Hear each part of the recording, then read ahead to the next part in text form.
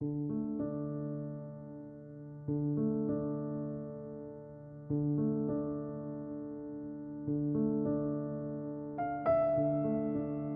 Doug's painting on the screen? Yes. Thank you. Okay, incidentally, will all of you now at this point be sure that you are muted?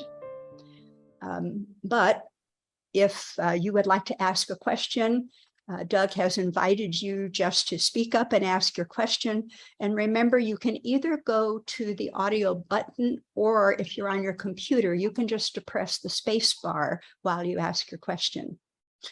Okay, we are honored to have Doug Dawson as our speaker today.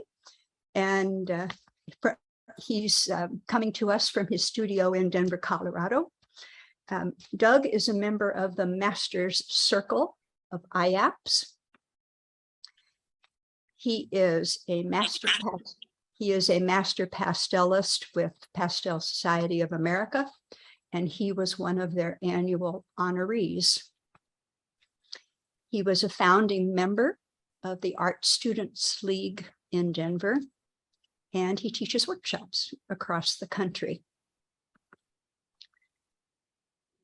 I'm making a personal comment here because I was familiar with Doug's work from when I began in Denver many years ago. And I always marveled at how Doug made such wonderful pieces of art out of, in some cases, what seemed to me like the most mundane scenes, especially some street scenes that I would never have thought of painting.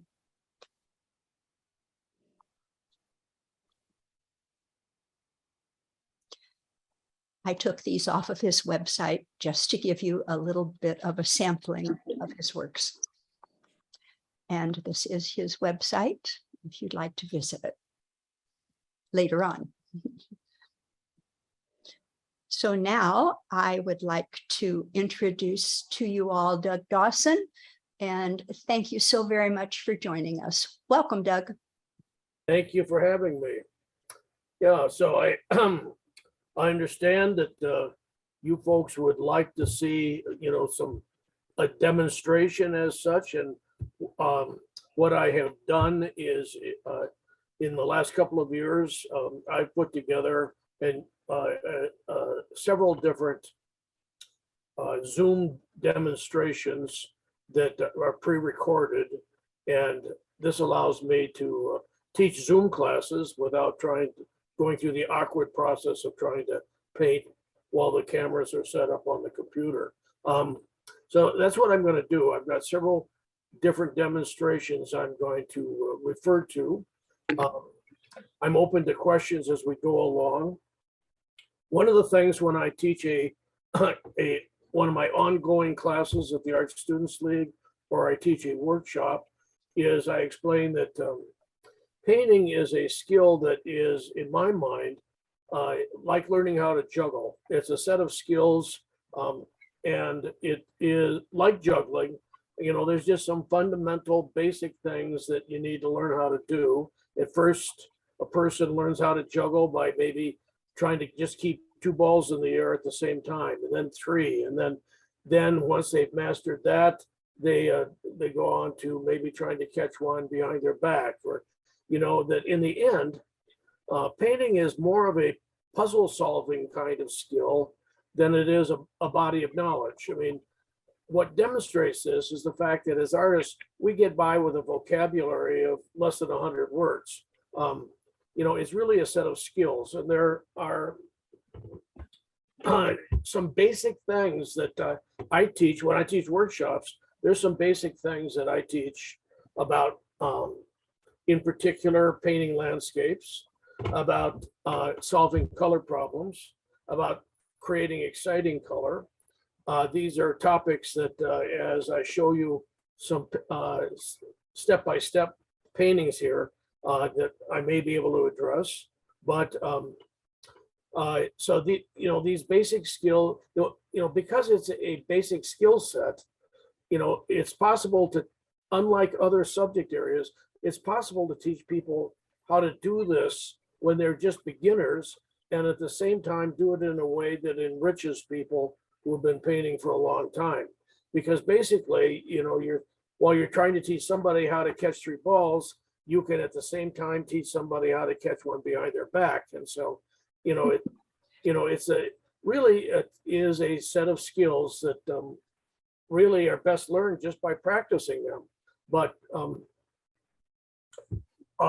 one of the things that I emphasize when I'm teaching a workshop is that that there's 2 fundamental things about color that are worth knowing. One is how to achieve harmonious color, and the other one is how to achieve exciting color.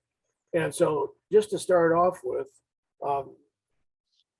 I share with my classes that harmonious color is generally the result of having a small area of intense color that's, well, I'm saying this wrong. Harmonious color is generally the result of having one color intermixed throughout a larger part of the painting. So if Dodie has got me on as a Yes, it's ready. Go ahead. okay, so I can go to screen share here, and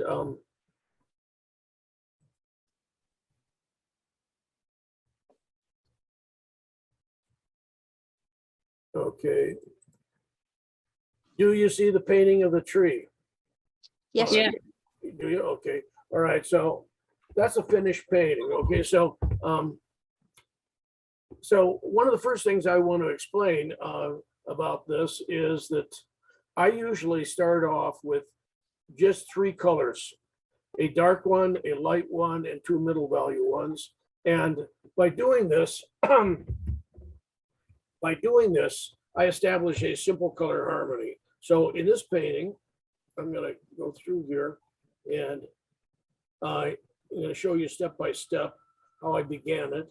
I usually begin by blocking in big shapes, and you can see that I've got, you know, essentially 1, 2, 3, 4 colors going on here. And when you begin a painting with just a maximum of 4 colors, there's a very high probability that one of the colors will get used enough that it achieves a simple color harmony.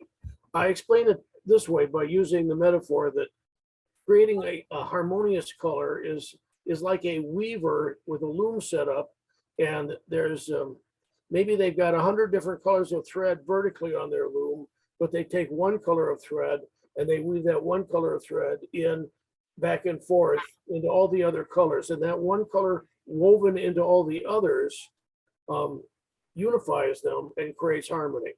So when you start off with a simple palette, there's a high probability that one of those colors will get used enough, get intermixed enough that it creates a simple color harmony.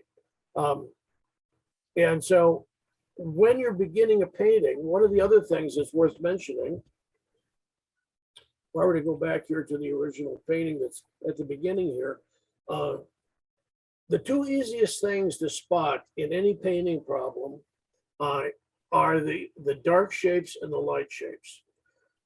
This is especially true for artists that like to paint outdoors, plein air painting. They often get overwhelmed by being outside, and the look for a small dark area is often a way to identify a place where you can find a composition that will work. So looking for a dark shape and looking for light shapes, those are the easiest things to spot. The most difficult thing to sort out are the values that are between the darks and lights. All right. So now the other thing that I would point out in this beginning here is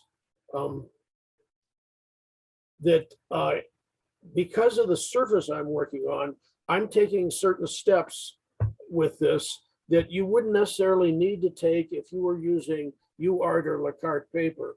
The surface I paint on is a surface I create myself. It's made by painting gesso and with pumice mixed into it onto a piece of paper, painting that onto a piece of paper. And it's a rather coarse surface. And this leaves me a lot of spots of paper showing through here. So you'll notice that as I first paint these on, this is the way the the application looks, but there's too many little spots of paper showing up in there. So I roll up a piece of paper towel and I rub it on that to eliminate most of those little spots. You wouldn't necessarily have to do this, like I say, with LaCarte or UArt or some of the other art spectrum papers. You know, you wouldn't have to necessarily do that with those papers. But on a coarser paper, I do this. This is the only time, the only stage in the painting when I do any rubbing. After this, the painting, none of the colors are rubbed on. The other thing I would point out is that I begin with a set of colors that are different than I intend the final colors to be. I share with my ongoing classes that pastel is probably the single best material there is for learning about color, because it forces you to experiment with color and try combinations that you wouldn't have tried with oil paint or watercolor. Because you can't simply mix two sticks of color together, it forces you to try to combine colors by layering them. And in the process, you make discoveries. And so often I begin with colors underneath that are quite different than what the colors are going to be that I'm going to put on top. Two things that sort of guide my decisions about this. If I know an area is going to be dull in color, so if I go back here, notice the dark green of the tree here is a duller green, okay? If I know it's going to be a duller color, I will often, and here's a picture of the scene that was used for the subject matter, okay? So I looked at this green, and this green was all really dull color. As a matter of fact, all the greens and things that are in this scene are dull colors. None of them really rate as really bright colors. So to handle that, I can either try to find a dull pastel to lay in there and make those colors, or I can make the color duller by underpainting it with a color that's complementary to it. So since red is complementary to green, that was one of the major decisions that caused me to block this in with a dull reddish tone. All right. So here you can see I've got basically 1, 2, 3, 4, and I've already at this point I've already added. So at this stage I've got 1, 2, 3, 4 colors going on. The addition of the darker one, I've already started to change that color. All right. So this is like the earliest stage. One of the things that I often do with pastel, not always, but I often do a little preliminary abstract color study where I experiment with the colors that I think I'm going to use. With pastel, often, since I'm using a piece of paper that is often larger than I want the final painting to be, I often have an edge where I can do that little experiment.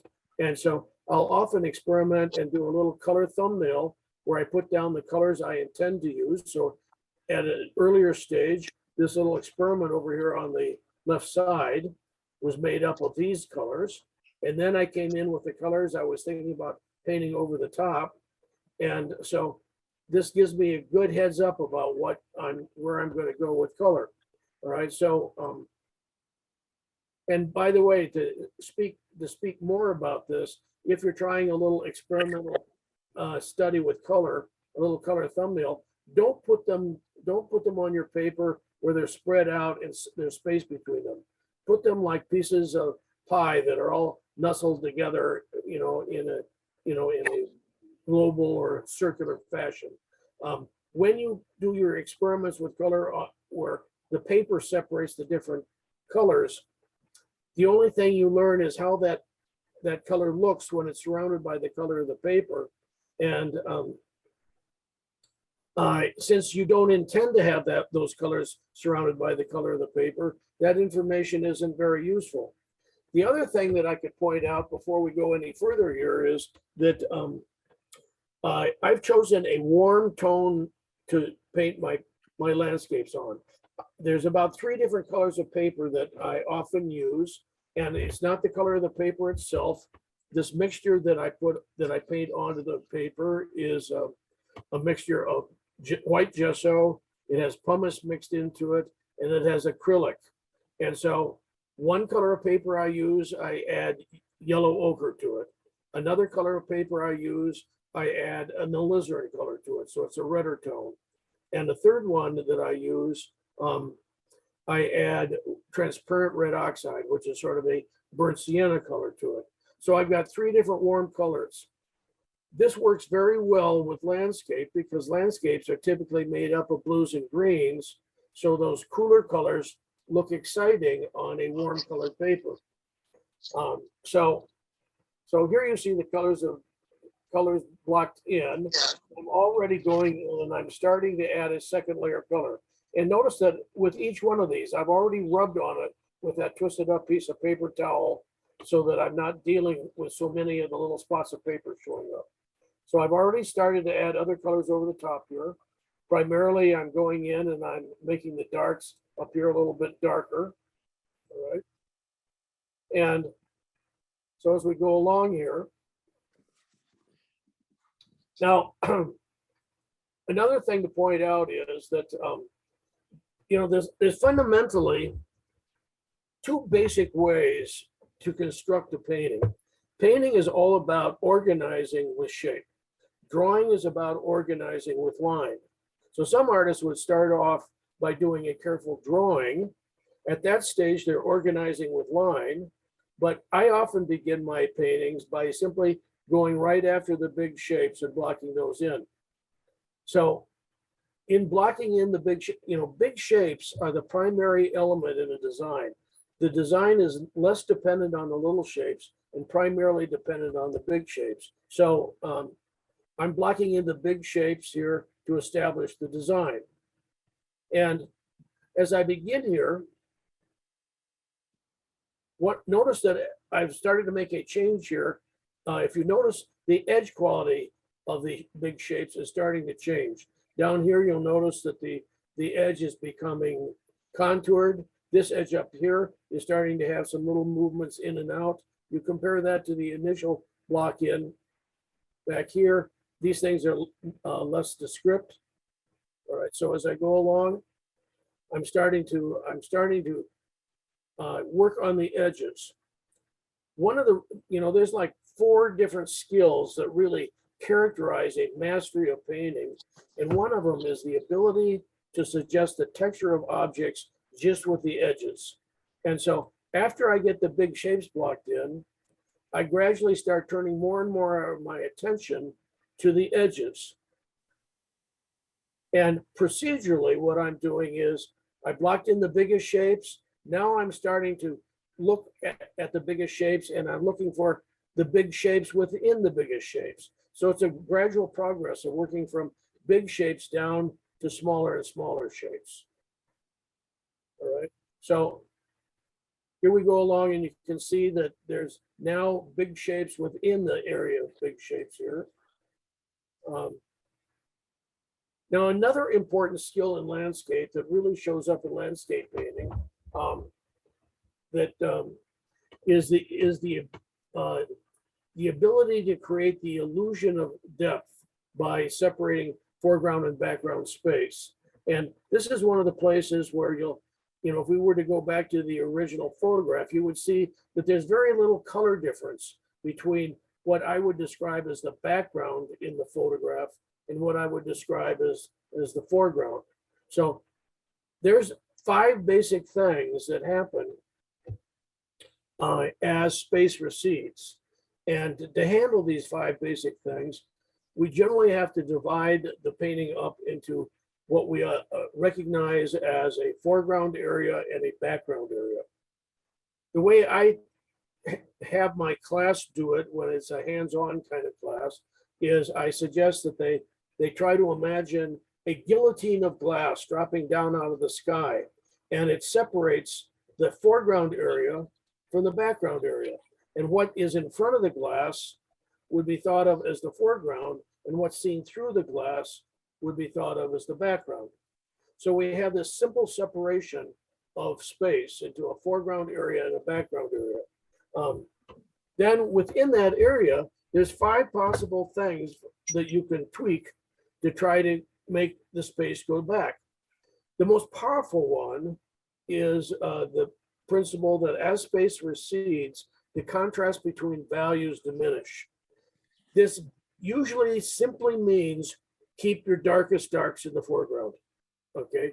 In fact, it can affect the lightest values in the painting, but more often than not, you achieve all you need to achieve just by making sure that your darkest darks are in the foreground space, all right?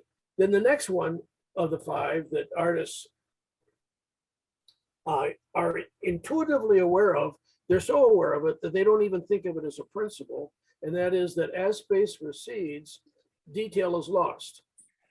Simply stated, that means that, you know, try to keep the shapes bigger and simpler in the background. Don't get caught up in little things in the background space, because you can see ladybugs up close, but you may not be able to see a deer in the background. So you lose your ability to see little objects back here, and by exaggerating that, you help increase the illusion of space receding. You know, a third one, and this is one that artists, only a few artists were really acutely aware of before the invention of the camera, and that is that as space recedes, edges get softer. It was when the camera was invented and artists could look at the photographs that they could look at it and say, it looks like everything in the distance is sort of out of focus, it's sort of fuzzy. And so that's a principle. Of these 5 principles, that's probably the one that is most frequently ignored by artists. You don't have to use all 5 of these in any painting to make it work. Just getting a couple of them working well is often enough. Then there are 2 color principles. The 1 color principle, they're both dependent to a great extent on the fact that the atmosphere, the air, forms kind of a filter. And that filter causes green, it tends to filter yellows out of colors. So as space recedes, green objects like trees and grass lose the yellow gets filtered out and they start turning bluer in color. All right. And so you can see I've intentionally done that in this painting. I've got blue already introduced into here. I'm going to push everything in the background bluer. You can see that I've got my darkest dark already in the foreground space. All right. And as I work on the edges, the more I work on the edges, the more the edges will give the illusion of detail, and I'll have the edges principle happening. Okay. So finally, the last one is that not only do colors become cooler because yellows get filtered out. And once again, when yellows get filtered out of greens, they turn bluer. When yellows get filtered out of reds, they get oranger. When yellows get filtered out of yellows, they get duller. All right. So there's also a principle that says as space recedes, color becomes duller. Okay. So this is very much an atmospheric thing. So if you've got fog, if you've got smog or fog, a lot of atmosphere in the air, often colors turn grayer in color. All right. So as we go along here, you can see I've started to do more work on the edges. And so you can see that all of this I've kept simpler back here. I'm trying to work on the edges to create the illusion of detail in the trees. Gradually, I'm working my way down from the biggest shapes to smaller and smaller shapes. I worked on this edge along here. I worked on this edge back here. So I'm using the edges primarily as a device to suggest detail. Right? So let's go to another one and illustrate the same kind of idea here. See if I can do this. Oh. Can everybody see the trees that are? I see the trees. Next to the water. The lake and trees. So can you see the photograph of the lake scene? I Yeah. see the photo of the trees. Okay. All right. So this is the subject. All right. This is where the painting is going to go. All right. And just to show you the same process. All right, this one, the color of the paper I've used is yellow ochre paper. I'm blocking in these big simple shapes. All right. I'm going to use that paper towel once again to rub the color in. And in this case, I've added another color to create the dullest one here. All right. All right. So here you can see I'm going in with the paper towel. Once again, if you're using the cart paper or UArt, you may not have to do this. And you want to be careful about rubbing. At least one of you made reference to rubbing on the paper with your fingers and stuff. There's ways to do that, but often over rubbing can kill the surface of the painting. So you can see here again, I've started off with colors that are different than what I intend the final painting to look like. All right. I've started to develop the edges a little bit further here. I'm still staying with the colors that I started with. Now for the first time, I'm starting to put some color in on top of it. Once again, I chose these colors underneath because I anticipated that I was going to want the trees here to be a dull green tone. So rather than trying to find a pastel that was that dull green, I'm putting a color that's slightly complementary to it underneath. All right. Now I'm starting to break this big shape up into the biggest shapes within that shape. So in this approach to painting, working from large to small shapes is the way I describe it. You generally start with the biggest shapes, and then you gradually break those down to smaller and smaller shapes. All right.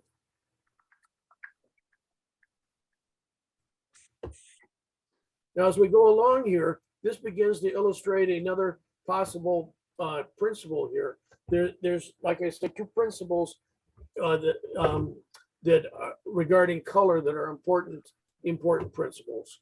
One has to do with creating color harmony. The other thing has to do with creating exciting color.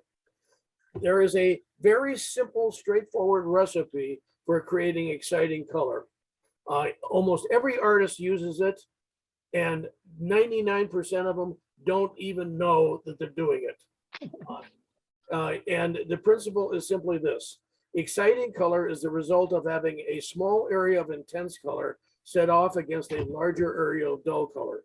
And more often than not, that small area of intense color is in the red or orange family, okay? So to explain this idea of exciting color, I use the metaphor, think of a dark room and a dark room with a lit candle inside of it, okay? The lit candle looks exciting because it's a very light flame seen against all this dark space. There's two ways to go about creating a lit candle in a dark room and having the effect. One way is you simply walk into a dark room and you light a candle.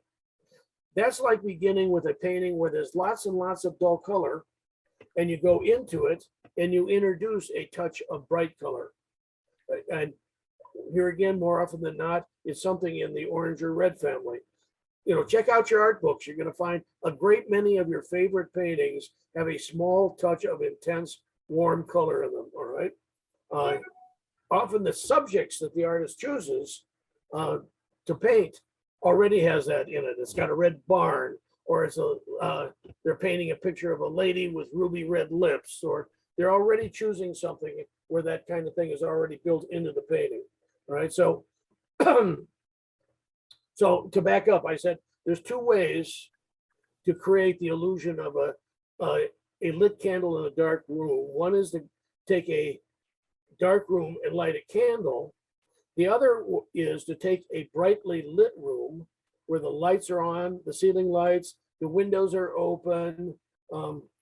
There's all this light already in the room, and maybe there's 100 candles burning, and nothing looks bright because everything is bright.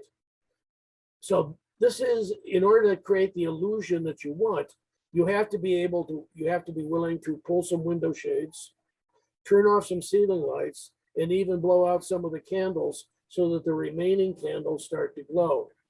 And so this is like starting off with a painting where there's lots and lots of bright color, and you have to be willing to sacrifice some of it so some of it starts to stand out and be exciting. And that's a more difficult thing to do. It's fairly easy to take the dark room and light a candle, because, you know, that's like a painting that's filled with lots of browns and grays.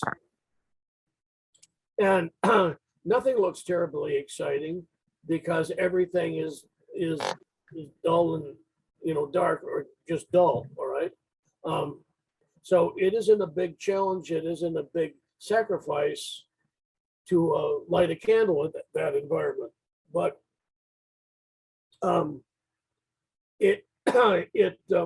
it's more of a challenge to start off with a painting where you've got lots and lots of intense color and being willing to sacrifice some of it. Now, keep in mind that metaphor of a lit candle in a dark room is comparing dark light to dark. But we're using it to understand intense to dull. Intense is like fluorescent color, dull is like browns and grays. So the metaphor of a lit candle in a dark room doesn't literally mean in a painting we're putting light against dark. What it means is we're putting intense color that is more fluorescent. Even as I'm sitting here, how many of you can see me sitting there? About 90 years ago, by the Irishmen who were traffic guides to take the Europeans on fishing trips on the Irish lakes. They men us to spoil water very, very fast. Hello, They would is take their someone not muted and we're getting a little feedback? Will you please be sure everyone is muted? There we go. Okay. So if you can see my image, and I don't know whether you can or whether the painting takes up your whole imagery, but if you were to look at my image on the screen, you'd see that if you were painting a figurative painting, the oranger color on my neck kind of glows. It's this intense color that makes it this intense color principle that often is one of the basic reasons why it's easier to have success painting a painting of a woman than a man, because women wear more brightly colored clothing. They put lipstick on and sometimes rouge on their cheeks, all right? And so men tend to use dull colors in their clothing. They don't use makeup. And so it's that quality that's built into the female subject that makes it easier to paint, okay? So anyway, as we're going along here, let me go to yet another demonstration here. Okay, here's a landscape painting. This one was done as this one is started off with a drawing. Often if there's architecture, I'll begin with a drawing.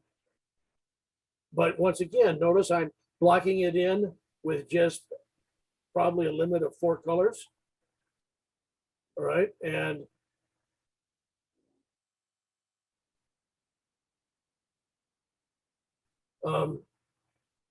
basically dealing with big shapes here as it goes on.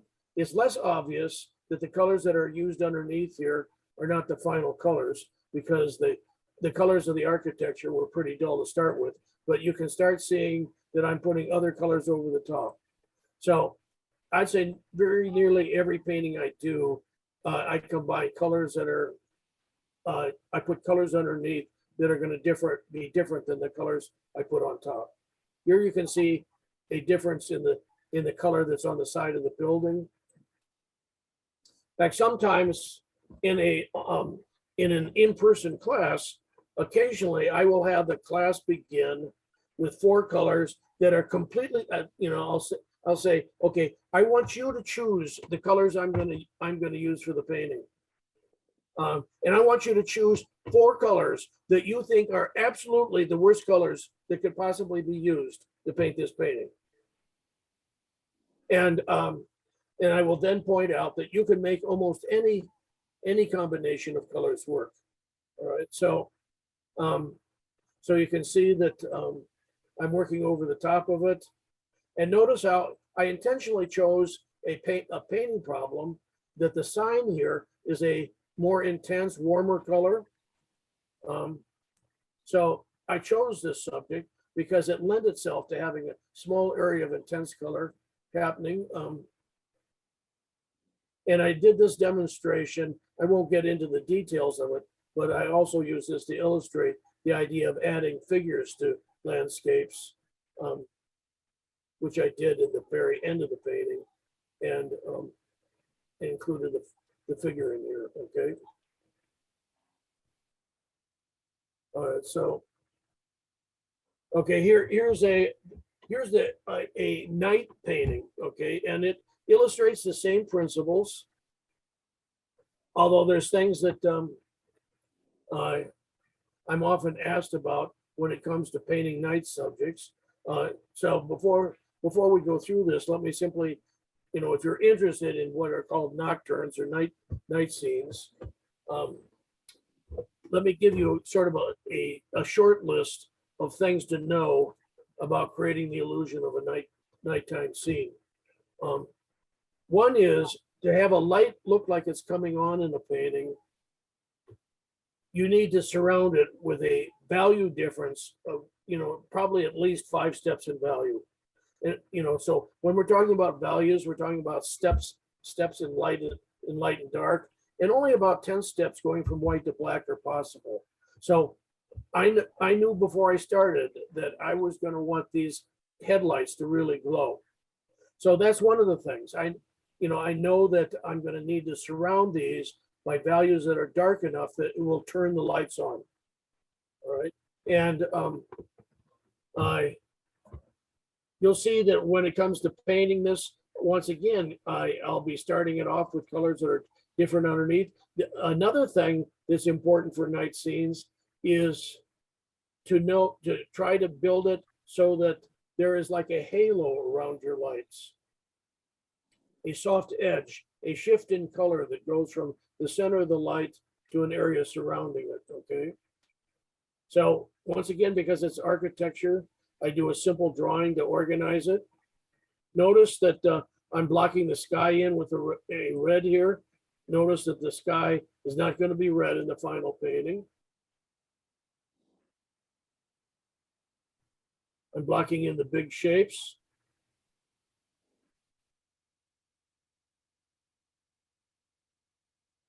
Now I'm starting to put other colors over the top. Notice once again that in each one of these, I've rubbed on the surface primarily because the surface I use is rough. And so I need to get rid of those little spots. Okay, notice that I've set the light area up here. It's going to have a halo built into it. I know that later I'm going to drop in a color that's even lighter. And so not only is there a shift in the values in a light, but if there's a shift in terms of the hue of the color. So a typical headlight or an incandescent light is going to go from a yellow to more of a yellow orange to an orange to sometimes a red. Okay, so you can see as it goes along here.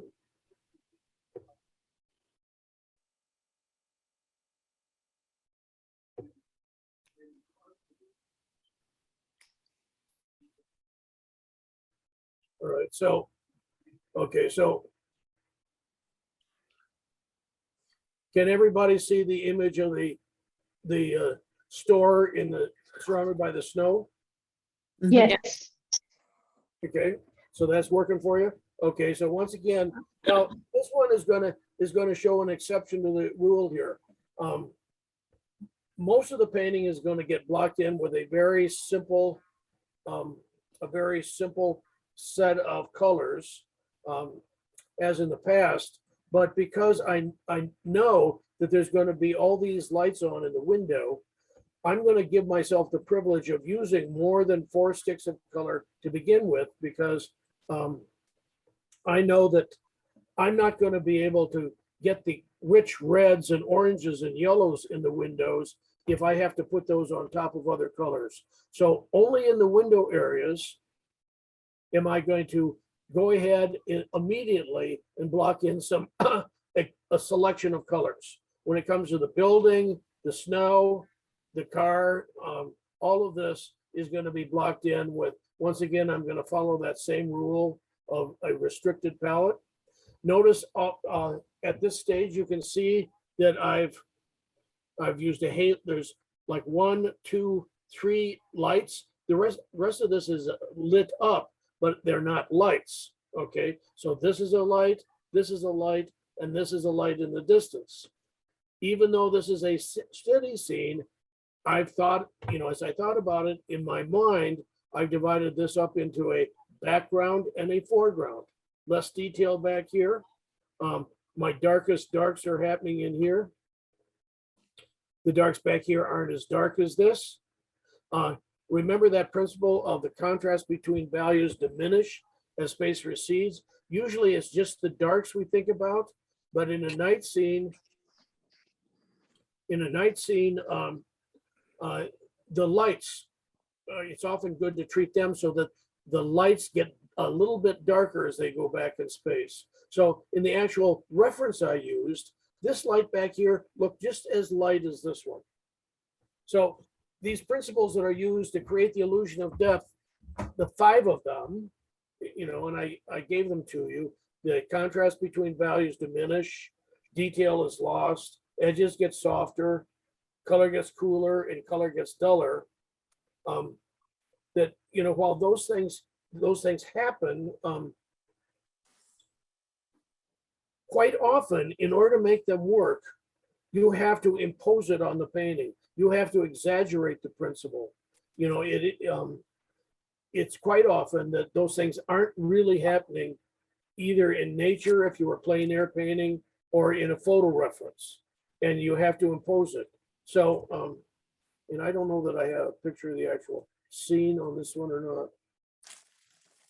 Okay, here you see, I've already blocked in these colors for the windows. But when it comes to the rest of this, I'm blocking in with just a simple set of colors.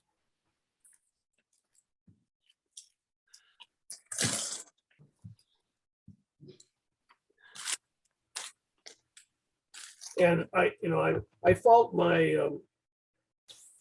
my method of making this video because these images are overexposed. All of this is a little bit, in reality, a little bit darker than it looks like in the what it looks like in the final painting.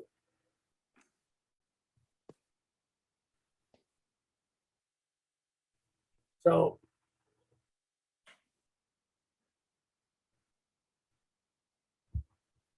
let me show you the same idea here. This is a figure painting, okay? Same idea. Only in the case of figure painting, I don't feel like I need 4 values. I almost always begin with 3 values. I use 4 values in landscape because I need a value for the sky, and I want 3 values I can use for the land. But in this one, you can see I've got 1, 2, 3 values, all right? And this one, better than the landscape, illustrates the idea in a step-by-step sort of way that I follow in landscape, but it's less obvious that that I'm working from large shapes to smaller shapes. So I begin by blocking in the biggest shapes. Then as the painting progresses, now I've started to divide the head up into 2 shapes, basically a shadow side shape and a light side shape, all right? And it may not be as apparent, but I've started to divide the hair up into those 2 areas, okay? Now I've already started to change the color of the background. So as the painting progresses, now notice all of a sudden the jump here, I'm going to even a smaller shape. All right, I started to put in the eyes, started to put in the bottom of the nose, the lips. This also illustrates well the idea that a small area of intense color is one of the things that often characterizes a painting of a woman. Okay. Now, just as just as in landscape, I would normally work on a warm colored paper because the blue of the sky and the green of the trees looks more exciting on that. Because flesh tends to be a dull, warmer color, I will usually use a grayish tone paper if I'm painting a figurative piece. Okay, so I'm gradually working my way down to smaller and smaller shapes.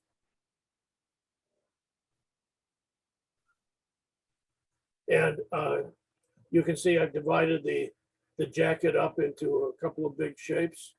Let's see what the next one is here. All right, this one illustrates the idea. This one illustrates the idea a little bit further. This one also illustrates, because what I photographed, that sometimes I will do a preliminary black and white thumbnail sketch just to work through the ideas. Okay, so now I'm beginning. Once again, I'm beginning with a set of big shapes. And I'm going to be here again. I've rubbed on it. I'm blocking in, you know, and when I did this, I didn't offer enough. There's a little part in here that, well, I won't go back to that. All right, so I'm, all right, there it is. Oops.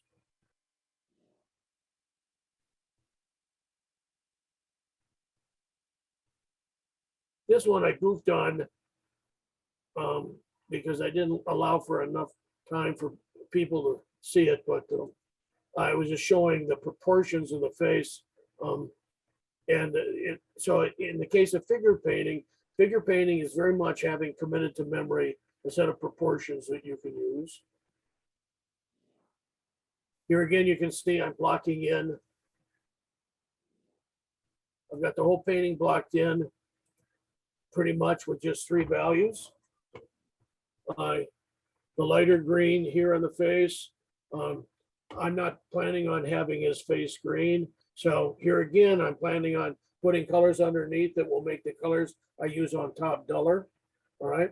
And for those of you that are interested in figure painting, another thing that is worth mentioning is that there's fundamentally 3 ways to handle the background in figure painting. And what I've done here is one of those 3 ways. I'm simply abstracting what was there. All right, so we were to back all the way up to this. You can see that this is a friend of mine, Ben, and he's actually modeling in our kitchen. Now I know that I'm not at all interested in putting in the shelves, the cupboards that are in back of Ben. I chose Ben because he looks like he could have stepped out of a Civil War painting. Okay, he's got that kind of look to him. So I like the character type. All right, and so as we go along here, one of the ways to essentially solve the background in a figurative piece is to abstract the shapes that are there, to use them as simply inspiration for shapes and color, and block them in. So the other 2 ways to handle background is the simple way is just to paint the background as if it's just a solid color, as if he's standing against just a wall of a solid color. A third way is to literally try to paint what's there, where you literally show what the objects are that are in back. So now this demonstration illustrates something else that is sort of an interesting principle of color. There isn't really enough time, I don't think, to go into sort of the strategy for solving color problems. But one of the things that I often do to help solve color problems is I keep my eye open for something that accidentally happens, and I like it. Okay, so what I did here was I'm working on the preliminary study of Ben. I've got the paintings blocked in as far as the big shapes, the big shadow side of his face, the big light side. I know the colors aren't going to be where I want them to be, but in order to reestablish the proportion of Bev's face and where his eyes, nose, and mouth are, I took a color that otherwise hasn't been used in the painting. I hope you can see the little violet lines that are happening in the painting. Can you see that on the underside of his nose? A Yes. violet line going through the face? Now, Yes. I had no intention of including that violet color in the painting. But when I used it, I simply chose it because it was different and it would stand out. I'd be able to see it against the yellow and the green that was there. But as I looked at it, I decided I kind of like that violet. So I started to add more of that violet. Okay, so that's one of the strategies you can use. It's not something you can count on, but it's one of the strategies you can use when you're painting, when you're trying to solve color problems, is keep your eye open for exciting experiments that or little things that you did. You weren't planning, planning on solving any big things, but there's simply a color you tried, you rejected it, or it showed up later, and you simply notice it and say, that works kind of nicely. Okay, so keep your eye open for accidental things that happen in your painting that you might be able to embrace and use in the painting. Okay, so I'm going along here. Now I've started to put other colors on top to turn that violet into flesh tones. Okay. Is there a question? I temporarily solved my problem, and so I'm watching the Zoom thing, but I need to, what happened? I didn't understand what. Okay, yeah, I'm still getting it. Well, I was not able to connect on my laptop. I got it connected on the iPad, but the battery is so bad that it ran out. Is this a conversation with somebody else? Plug it back in. Someone needs to mute themselves. And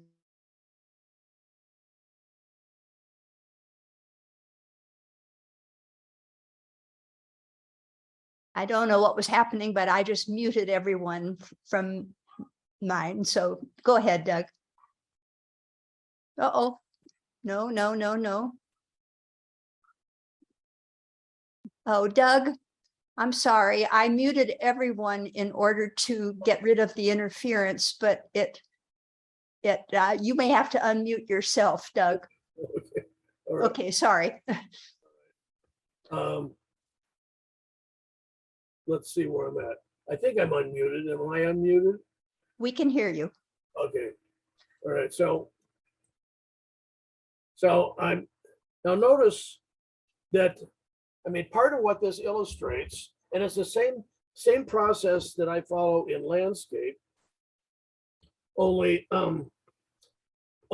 it's less obvious. It's more self-explanatory in the figure painting. You can see as we go along here that I'm going from basic big simple shapes like here to then starting to break the face down into smaller and smaller shapes.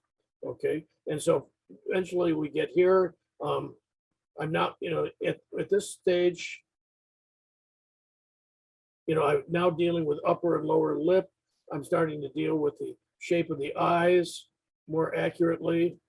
So we're starting to see, I'm starting to hint at the little shape that's going to define his mustache. So I'm gradually working from big shapes to smaller and smaller shapes. And that is procedurally the way I progress with the landscape as well. All right. So now I'm working on even smaller shapes. I'm beginning to hint at the mustache and beard.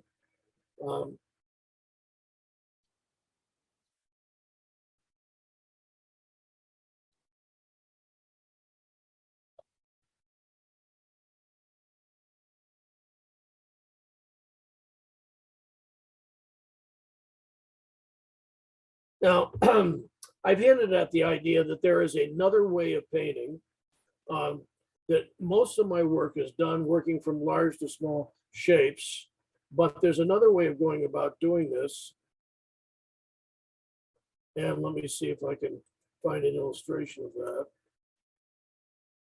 No, that's not going to take me where I want to be. I stopped screen share for a moment, and I'm gonna need to find this other demonstration. There's another way of painting with organizing a painting with shapes that I call puzzle painting, because basically the thinking is sort of assembling the painting one little shape at a time. And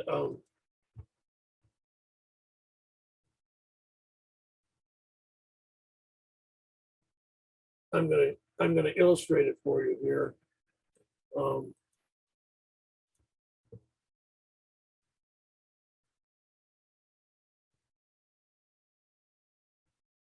Nope, that isn't what I want.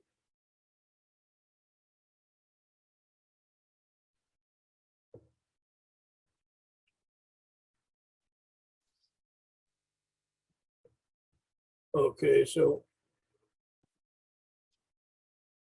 I'm gonna go back here and try to initiate screen share again. Okay, can you see the house with the trees in front of it? I can see the yellow house, red roofs. Very good. Okay, so this painting was approached in a different way, and it's a way that that I often, when I use this approach, I so like how it works that it often gives me interesting vignettes, and I find myself stopping before I fill the whole painting in. But it involves putting the painting together as if you're putting a jigsaw puzzle together, where you paint one little shape and then you paint another little shape next to it. Now, to illustrate that, oh, this second here, went the wrong direction. Okay, to illustrate that,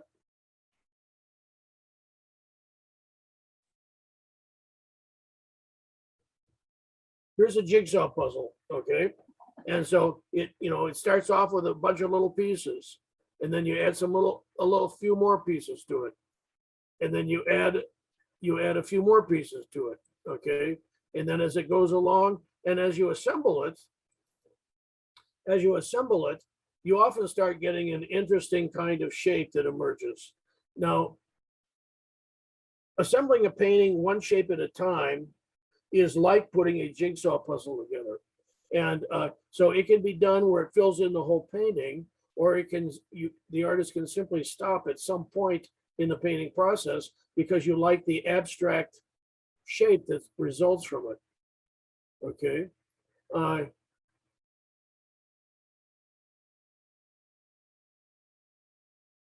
Okay, so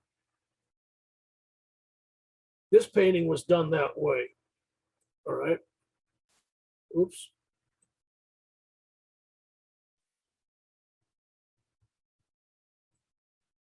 Oops. Nope, that's not what I'm looking for. Once again, I'm going to have to restart this. Just a second.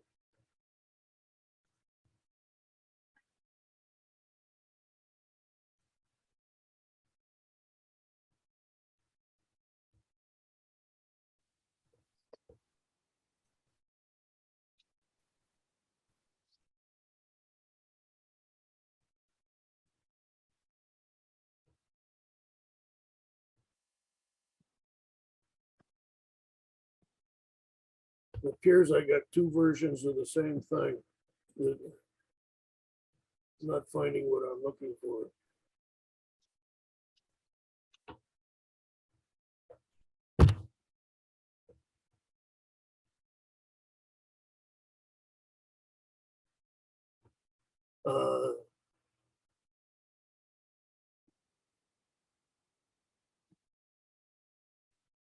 Sorry for the delay here.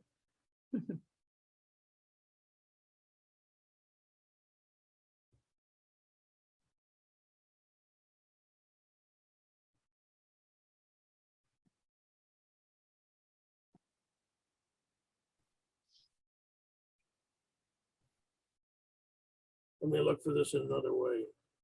Okay, so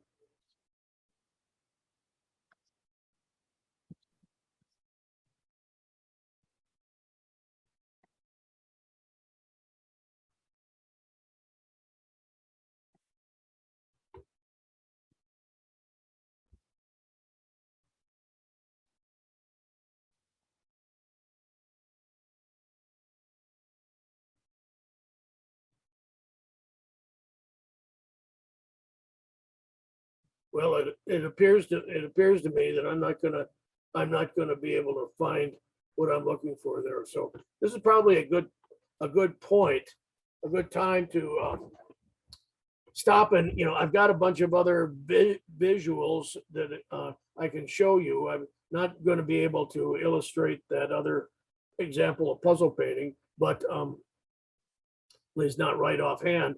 But at this is probably a good place. I haven't gotten questions from you guys. Throw some questions at me, and maybe I've got a visual that'll explain things.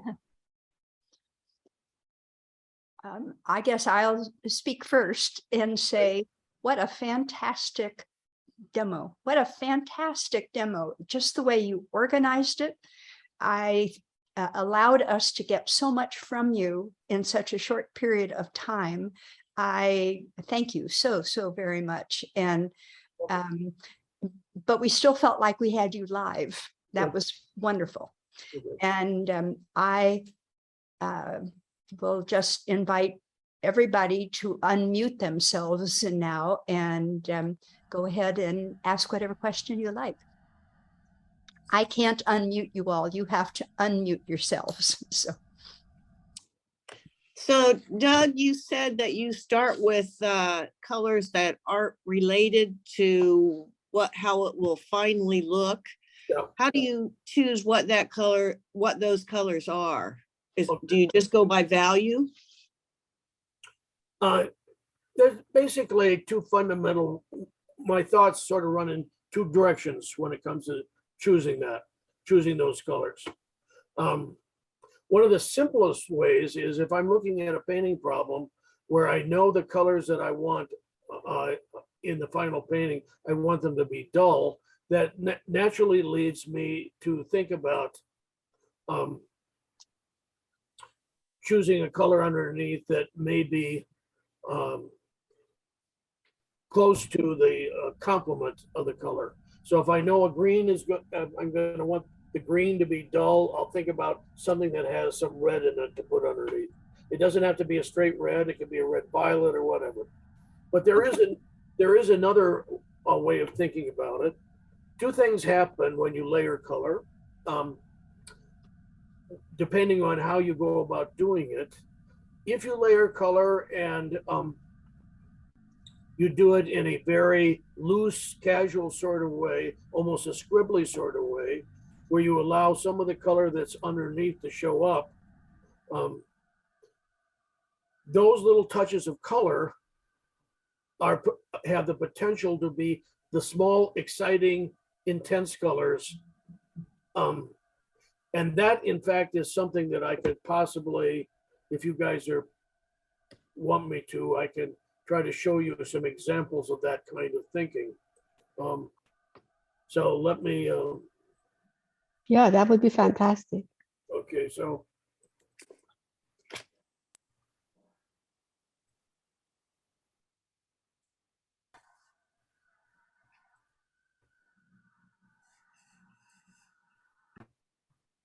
Okay, so I'm setting up screen share again.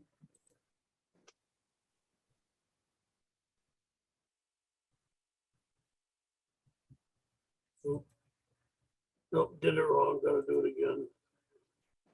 Okay.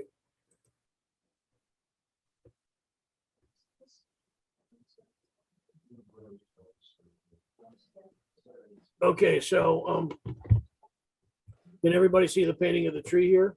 Mhm. All right, so sometimes just putting colors underneath that are different than what you intend the final color to be, putting on top is done in a very loose way, sort of a scribbly sort of way, where you allow the color that was underneath to show up. These have the potential to be the little exciting lit candles in the dark room. So sometimes simply beginning with colors that are dramatically different than what you want the final painting to look like. If the top layer is going to be put on so that you allow the under color to show up in little, and when this kind of thing happens, I don't know whether you can see like the red that's still showing up back here amongst the violets. Well, red is not complementary to violet, but that color that I put down there and then put the violet over the top, that redder color is an exciting touch of color. All right, so we'll skip over that one, skip over that one. Here's an example of where colors underneath were simply allowed to show up in the final painting to create little exciting touches of color. All right, this is another one, the snow scene actually, where these colors were placed underneath where the trees were going to be. And as I filled in the painting and started putting the snow down on top of this, I simply, as I filled it in, I simply started to notice where some of the yellow was showing up was exciting to me. I didn't want to cover it all up, so these were a little exciting touches of color. This is I was referring to, I was going to show you other examples of the puzzle painting. This is a piece that was done that way. All right, I'm going to skip over that one, skip over that. All right, here's another example. The colors that were filled in here. This was a color that was underneath. It was put down to make the bluer color in the sky duller. But as I filled it in, I got to a place where that little touch of red that's happening there, it was like, wow, I like that. So if your application of the top layer of color is very methodical, you won't experience this. But if you take more scribbly approach, now this painting is another example of a painting that was done in a puzzle painting sort of way, where one little shape was painted, then another shape next to it. You can't see. This is another example of one where allowing some of the color that was underneath to show up. So as I filled in the building here, these colors were laid in underneath. This was underneath all of this green. But as I filled it in, these little areas looked exciting to me. And I simply, made the decision to hold back on that. So I could have decided later. This is another example. This was underpainting. This whole side of the building was filled in with this color, and then I put the other color over the top. But as I filled it in, I simply found myself liking some of those little touches of color. All right, same thing happening here. Underneath the greens that are happening here, this oranger color was painted in. You can see evidence of it. As I filled it in, sort of a scribbly sort of approach, I started slowing down when it came to some of these areas. I just found myself hesitant to cover it all up. So this is a good illustration of the idea here also. This was not part of the original scene exactly. The oranges were not in the scene. This one is, stopped at a much earlier stage, where colors that were underneath were left showing up. So you can see examples of this often happening where I'm simply, now this is a much more intentional illustration of the idea of small areas of intense color. Here again, this whole area here, this area down in here are small areas of intense color. This one, I've got another demonstration that is like this painting that might be fun for you to see here. Let me find it. Doug? Yeah. I'm sorry if I might interrupt. We've had you, thank heavens, for about an hour and 15 minutes. Perhaps before you show us more of that, perhaps we could give a couple more people questions. Absolutely. Before we close in a few minutes. Okay. Any other questions? Thank you, Doug. You're welcome. Well, if we aren't getting other questions, would you like to show us that example for about 5 minutes, and then we'll consider us about to close? Candidly, now I can't remember. Oh, now I remember. I apologize. That's all right.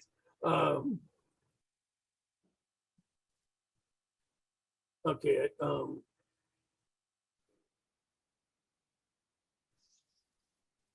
I'll show you one that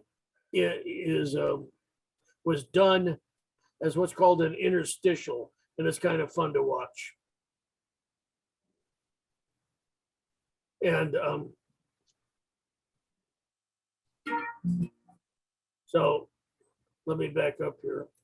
For those of you that I wouldn't have, until I made this, I wouldn't have been aware of what an interstitial was. An interstitial, for those of you that, like myself, don't know what that was or is, educational TV, because they don't sell ads, they often have blank, they have time spots that sit empty between shows that they're running. Maybe it's a movie, maybe it's something else that's coming on. So they've got these open areas where they need to find things to fill in. And so they need interstitials. They need little visual entertaining things that they can put in. So this was one that shows a landscape demonstration that was done as an interstitial. It's only a minute long, and it was done to promote the Art Students League of Denver. And so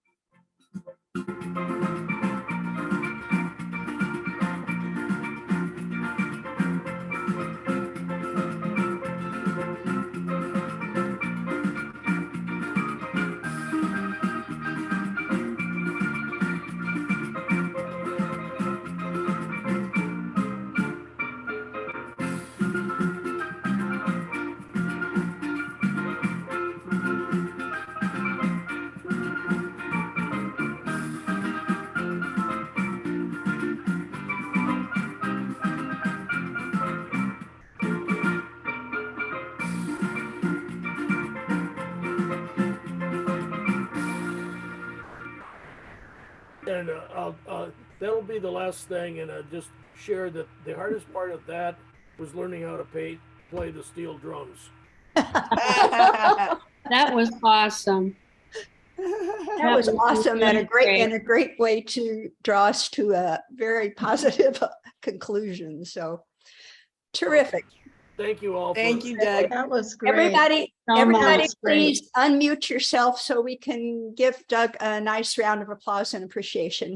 Thank you, It Doug. was We love you, Doug. amazing. Thank you. Thank you so much. That was awesome. It was super, Doug. Thank you. Thank Thank you. you. You, Doug. Thank you. Thank you. Thank you. Terrific. Thank And we you have so recorded, much.